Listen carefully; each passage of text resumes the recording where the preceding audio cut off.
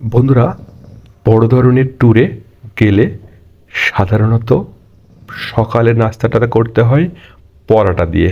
তবে এইখানে যে আইটেমটি সার্ভ করা হচ্ছে সেটি হলো তেল ছাড়া পরোটা এবং বিশেষ করে খিচুড়ি আইটেম। সবটাতে বলবো যে ৩ বারের খাবারের মধ্যে প্রথম আইটেম ছিল তেল ছাড়া পরোটা, তন্দুর রুটি এবং দুপুরের আইটেমটা ছিল আপনারা দেখতে পাচ্ছেন ডাল, সবজি এবং মাছ। দেখতে পাচ্ছেন যশোর জেলা টাইলস সমবায় সমিতির সদস্যরা এখানে উপস্থিত আছেন। এটা কিন্তু রাতের ডিনারের ছবি। প্রথম দিনের যে স্পটগুলো ভ্রমণ করা হয়েছে সেই ভ্রমণ শেষে রাত্রেবেলা যে ডিনারটা করা হলো সেই ডিনারের সময় ৩০ জন সদস্যের উপস্থিতিতে এইখানে সবাই উপস্থিত আছে। তার একটা ভিডিও চিত্র আপনারা দেখতে পাচ্ছেন, যেখানে সদস্যদের স্বতঃস্ফূর্ত পার্টিসিপেশন আপনারা দেখতে পাচ্ছেন। তবে এখানকার আয়োজনটা বেশ সুন্দর ছিল। যারা অর্গানাইজার ছিলেন, সভাপতি, সেক্রেটারি থেকে শুরু করে অন্যান্য যারা ছিলেন, প্রত্যেকেই কিন্তু এখানে স্বতঃস্ফূর্তভাবে এটি অন্তর থেকে অর্গানাইজ করার চেষ্টা করেছিলেন।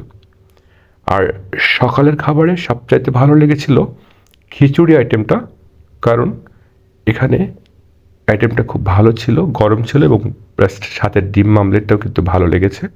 আর এই যাত্রায় আমরা সবচাইতে বেশি ক্রেডিট দিব tripnet.com, যারা আমাদের এই ট্যুর প্যাকেজটি স্মুথলি অর্গানাইজ করে 4 দিনের একটা প্যাকেজ দিয়েছিল অল্প টাকার মধ্যে।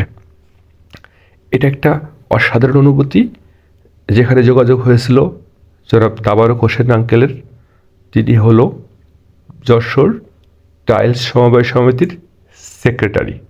দীর্ঘদিন থেকে শক্ত হাতে এই প্রতিষ্ঠান থেকে অনেক দূরে নিয়ে গেছে এবং সদস্যদেরকে নিজের কাছের মানুষের মতো করে একেবারে এই ট্যুরটি অর্গানাইজ করেছে। সবচাইতে বড় কথা বলবো যে এই ট্যুরে যে খাবার দাবারে অংশগ্রহণ করেছে যারা, তারা কিন্তু অনেকেই আমাদের কাছের মানুষ আর কি। আর আমরা যারা সন্ধ্যার পরে একটু ঘোরাঘুরি করতে গেলাম, বান্দরবান শহরটা আপনারা জানেন খুবই ছোট একটা শহর। এই শহরের ঠিক পুলিশ ক্যান্টিনে সবার জন্য উন্মুক্ত ছিল। এটি আমার কাছে খুব ভালো লেগেছে। এখানে ফুলের বাগান থেকে শুরু করে সুন্দর একটা পরিবেশের মধ্যে আমরা চা খেয়েছিলাম, লেবু চা এবং দুধ চা। সপ্তপুরি পুলিশ ক্যান্টিনটা আপনারা যারা আসবেন বান্দরবানে, সব এই জায়গাটা আপনারা কখনোই মানে মিস করবেন না। এখানে এসে 1 কাপ চা খাইলে আপনার মানসিক অবস্থাটা অনেকটা রিফ্রেশিং হবে। আপনারা সবাই জানেন পর্যটন নগরী বলতে পর্যটন জেলা বান্দরবান একটা ছোট্ট জেলা, পাহাড় বেষ্টিত জেলা, যেখানে আপনারা খুব সুন্দরভাবে নিরাপদে ট্যুরিস্ট হিসাবে এখান থেকে ভয়হীনভাবে বিচরণ করতে পারবেন। আমরা এই ক্যান্টিন থেকে বিভিন্ন রকমের ফার্নিচারের দোকান থেকে শুরু করে অনেক জায়গায় গিয়েছিলাম, খুব ভালো লেগেছিল।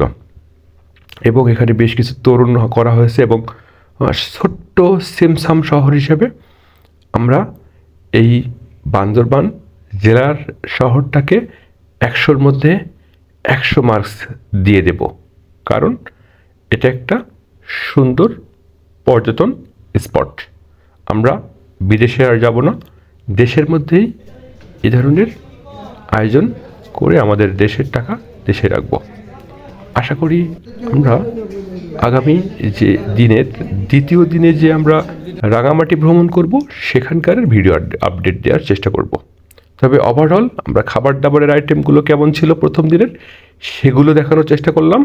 অর্গানাইজার যারা আছেন, উদ্যোক্তা যারা আছেন, তাদেরকে আমরা থ্যাঙ্কস জানালাম। পাশাপাশি আমরা এই পাহাড় বেষ্টিত জেলাতে এসেও একজন টাইলস ব্যবসায়ীর শোরুমে আসছিলাম, বেশ ভালো লেগেছে, যেটা মোহাম্মদ ওবায়দুল টাইলস এজেন্সি, যাদের 13টা শোরুম আছে, তার মধ্যে অন্যতম একটা শোরুমে আমরা এসেছিলাম, যেটা কিনা বান্দরবান জেলাতে অবস্থিত, যেটা দেখে আমাদের খুব ভালো লেগেছিল। এবং এখানে আমরা ভিজিট করার যে আশা সেটা আমরা ভুলি নাই। সেখানে দেখেন বেশ কিছু কোম্পানির টাইলস এখানে দেওয়া হয়েছে। বেশ সুন্দর পরিপাটি একটা টাইলস শোরুম, যেটা দেখানোর আপনাদেরকে চেষ্টা করলাম। আশা করি আমাদের সঙ্গে থাকবেন। রাঙামাটি ভ্রমণে কি কি থাকছে সেগুলো নিয়ে তৃতীয় পর্বে আমরা আপনাদেরকে ভিডিও দেওয়ার চেষ্টা করব। ভালো থাকবেন সবাই।